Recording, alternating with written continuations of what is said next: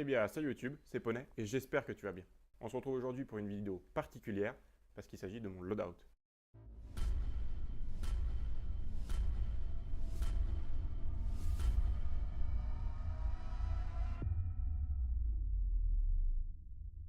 Et bien, comme je te le disais juste avant, aujourd'hui on se retrouve pour une vidéo un petit peu particulière et qui va s'agir de la présentation de la tenue que j'utilise actuellement. Alors une tenue en airsoft c'est jamais vraiment fini, c'est toujours en constante évolution. Par contre là, je te montre ce qui pour moi, pour l'instant, est 100% compatible avec mon style de jeu. Je ne fais pas de reenactment, je ne cherche pas à reproduire une arme ou une armée. Je cherche simplement une tenue qui est adaptable à ce qui me paraît pour moi le plus utile. Je n'ai pas de choses décoratives ou quoi que ce soit, le but c'est d'être le plus sobre possible. Également, ma tenue est adaptée au jeu que je pratique moi, c'est-à-dire à de l'infiltration. Elle sera beaucoup moins adaptée à de l'assaut dans un bâtiment ou quoi que ce soit. Pour ça, j'ai d'autres tenues qui feront l'objet d'autres vidéos également. Pour ne pas faire une vidéo de 10 heures, je ne peux te présenter que ce que je porte lors d'une partie dominicale sur un dimanche, sur une partie qui dure 6 heures. Pour un loadout, une tenue en OP, ça sera pareil, également partie d'une autre vidéo.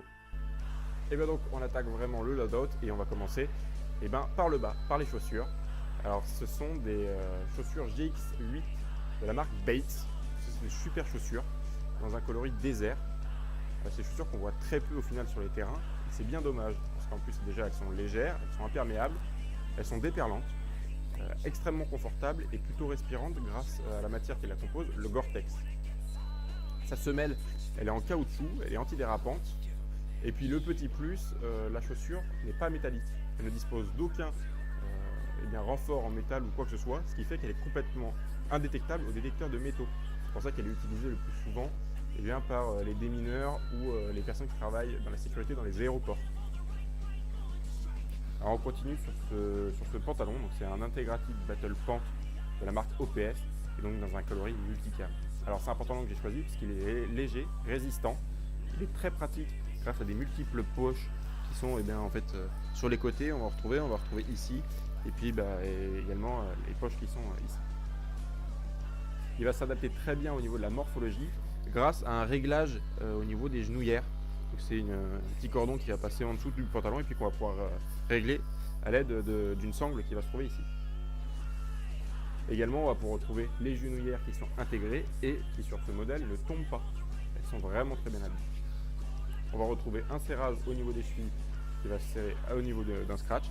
Et puis bien évidemment, c'est un pantalon en multicam sous licence qui est abordable et qui est un excellent rapport qualité-prix. Alors au niveau de ma jambe gauche, on va retrouver un Universal Flat Holster de la marque Pentax en multicam. Alors c'est un holster qui est très résistant, il fait 100% de Cordura. Il est également réversible, il va pouvoir être porté en tant que gaucher ou en tant que droitier. C'est un holster qui est très low profile, qui va vraiment épouser la forme de la cuisse, ce qui va lui permettre de ne pas se prendre dans les branches et du coup pas ramasser quand on va ramper. Il est universel et on va pouvoir mettre aussi bien des répliques de la marque SIG que des répliques de la marque Beretta ou quoi que ce soit. On peut vraiment installer tout ce qui est pistolet semi-automatique. Ça va pouvoir être inséré dedans. On va retrouver deux poches de chaque côté pour pouvoir mettre un chargeur et puis la poche principale qui va nous permettre de mettre la réplique qui va être retenue grâce à ici à une petite lanière. Donc soit ça va être par scratch, soit ça va être par bouton pression. Le holster en lui-même, il va être maintenu grâce à deux points de rétention, ce qui va nous permettre de garder un accès au niveau de la poche et puis qui va l'empêcher d'aller à gauche ou à droite. Et ça, c'est vraiment sympa. Au niveau de ma jambe gauche, toujours, on va retrouver un couteau, le MH141 de la marque FMA en coloris désert. Alors, c'est un couteau qui coûte très peu cher, qui est assez léger, plutôt réaliste, avec une lame bien souple.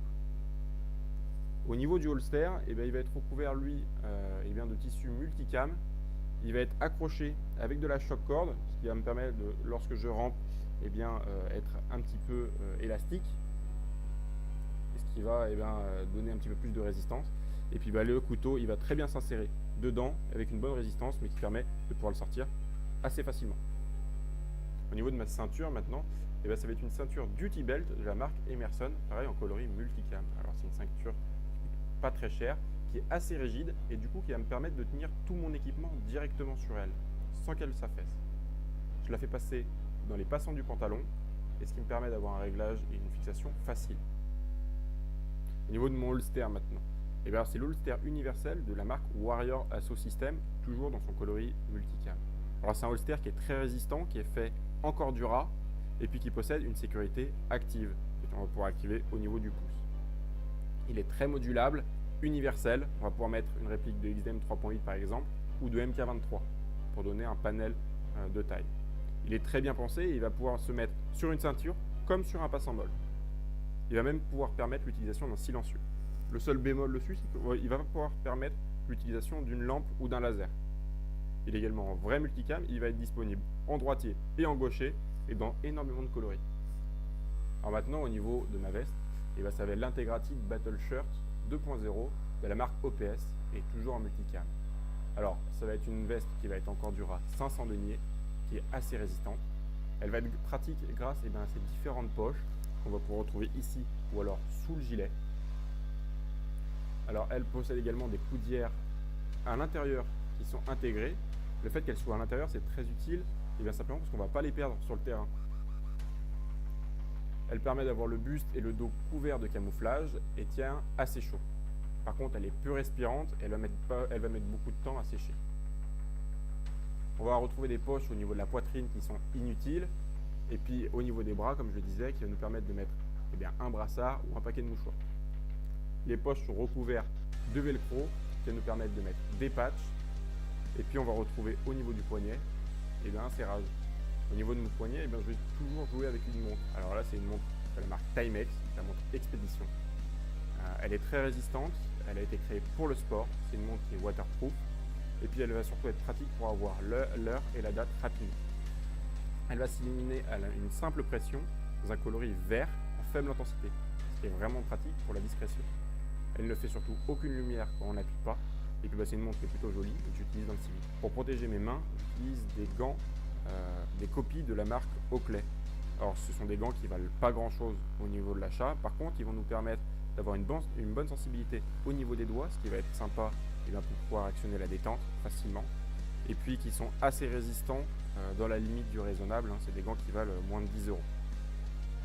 Au niveau de mon gilet maintenant. Mon gilet, c'est un chest ring MK2 en version M4 de la marque Tasmanian Tiger, toujours dans son coloris multicam. Alors c'est un gilet qui est très résistant, qui est léger et qui est très proche du corps. En plus, c'est un gilet qui est vendu assez complet. On va retrouver 5 poches chargeurs M4, donc on va pouvoir mettre un chargeur par poche. Et puis ce sont des poches chargeurs qui peuvent être fermées assez facilement. Et du coup, ça va éviter au branchage ou quoi que ce soit de se prendre dedans, et puis ça va nous éviter de perdre les chargeurs également. On va retrouver 2 grandes poches un petit peu fourre-tout qui sont déjà intégrées au gilet. Et puis moi, j'ai rajouté une double poche chargeur PA de la marque Tasmanian Tiger. Et puis également une tag push, toujours de la marque Tasmanian Tiger, qui va me permettre de mettre tout mon petit matériel et également mon matériel d'orientation. J'ai également mis une petite lampe qui est au niveau ici, une lampe qui va s'allumer bleu qui est en basse visibilité, qui est assez pratique, c'est d'ailleurs la seule lampe que vous verrez sur ma tenue. Et puis également une petite bande patronymique ici en multicam pour faire un petit peu de décoration, et ça va être la seule décoration que je vais avoir sur mon gilet. Au niveau de mon sac à dos maintenant. Alors mon sac à dos, c'est le Tactical ELF Asso Pack de la génération 1 de la marque OPS. Alors c'est un sac à dos qui est petit, qui est très pratique, qui reste proche du corps et puis qui a une coupe qui va permettre d'éviter aux ronces ou aux branches de se prendre lorsqu'on va ramper. Il s'attache directement sur le gilet, sur les côtés et puis au-dessus. Et puis il est composé d'une grande poche qui va nous permettre de mettre un système d'hydratation. Donc là c'est une poche à eau de 3 litres de la marque Source qui provient de l'armée française. Et puis que j'ai équipé d'un couvre-tube en multicam de la marque Condor. Il va également me permettre de pouvoir mettre une recharge de billes, du gaz, le repas. Je l'ai un petit peu accessoirisé pour avoir une bande patronymique qui est réservée à mon binôme, et puis un résus sanguin et un petit drapeau américain. On va maintenant passer à la protection de mon visage. Alors, avant même de protéger mon visage, je protège déjà mon cou. Alors avec ceci c'est un multi-wrap de la marque Condor, c'est quelque chose qui n'est pas très cher, qui est assez élastique, qui est plus multi-usage, et puis qui va nous permettre simplement soit de masquer eh bien, son visage afin d'avoir un camouflage au niveau de son visage, ou bien dans une moindre mesure pouvoir se protéger des billes. Le plus souvent, je garde comme ceci, parce qu'actuellement on est en été, il fait assez chaud et c'est quelque chose qui tient assez chaud aussi. Par contre, qui est assez respirant et puis qui va sécher très vite. Au niveau de mes yeux, je vais les protéger avec des lunettes. Et donc les lunettes, ce sont des lunettes de la marque ESS, ce sont des Crossbow dans un coloris désert. Ce sont des lunettes qui sont traitées anti-buée, qui valent un petit peu le prix mais qui sont très résistantes à l'impact et au choc. On va pouvoir tirer avec des répliques à plus de 5 joules, il n'y aura pas de problème. Alors normalement en airsoft, on ne va pas les trouver, mais on ne sait jamais. Mon Bougnat, c'est un Bougnat de la marque Emerson en multicamo également. Il va me permettre de me protéger des rayons du soleil. Il va permettre au camouflage en cassant un petit peu la forme de mon visage. Et puis, il est surtout en attente d'être changé par un sniper Bougnat de la marque Tactical Performance Corporation quand il sera enfin à des prix abordables. Au niveau de la communication maintenant, j'utilise une radio de la marque Baofeng, une radio UV5R avec une rallonge de batterie qui me permet d'avoir une très bonne autonomie et en plus une bonne partie de communication. C'est une radio qui est très connue maintenant dans le monde de l'airsoft et que moi j'ai couplé avec ici un accessoire, un micro déporté en fait, qui va me permettre d'avoir une communication très rapide avec les membres de mon équipe. Ce micro déporté, il a la particularité de pouvoir brancher avec une oreillette qui va me permettre d'avoir une écoute très discrète lorsque je veux faire l'infiltration. Et puis, si je veux simplement écouter la conférence et faire partager à tout le monde, j'ai juste à la débrancher et puis tout le monde va pouvoir écouter la conférence.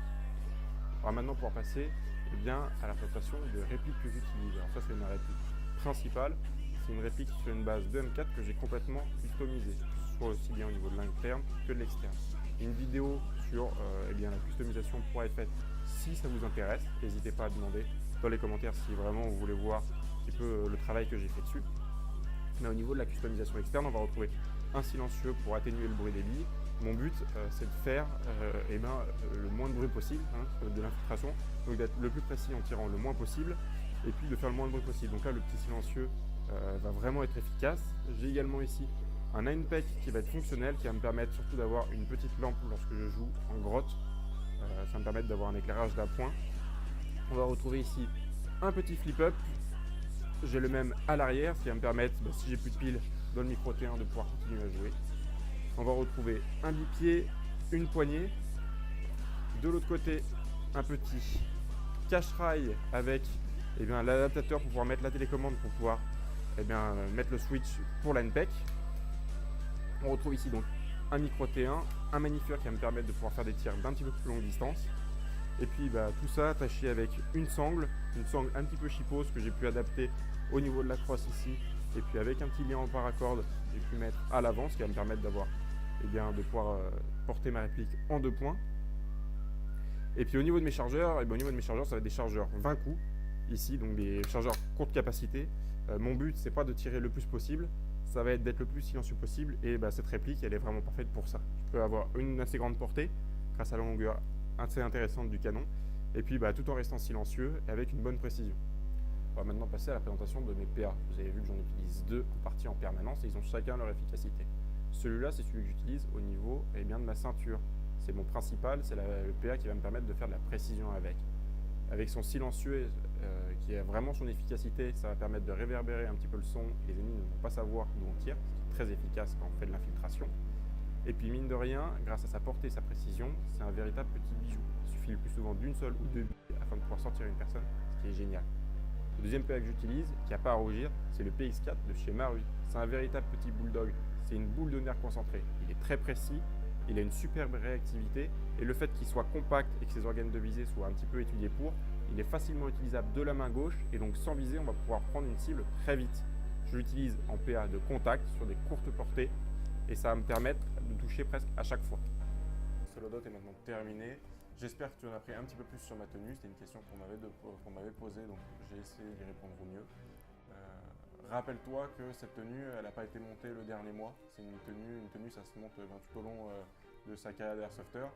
Et parce que ses envies et puis ses besoins, ils évoluent tout au long de la carrière d'airsofter. Donc il y a des équipements qui valent très cher. Ça n'a pas été acheté sur des coups de tête. Le plus souvent, c'est des équipements que je réfléchis, que j'ai essayé, que j'ai pu avoir des conseils dessus, de manière à ne pas acheter quelque chose peu cher et puis le garder qu'un mois ou quoi que ce soit. même s'il y a des équipements sur ma clinique qui sont assez récents, on va dire moins de 4 mois ou moins de 5 mois, j'ai des équipements que je possède depuis 2 ans, 3 ans, 4 ans qui fonctionnent encore parfaitement. Donc voilà, je préfère acheter toujours du matériel de meilleure qualité en étant sûr de l'acheter plutôt qu'acheter du matériel cheap.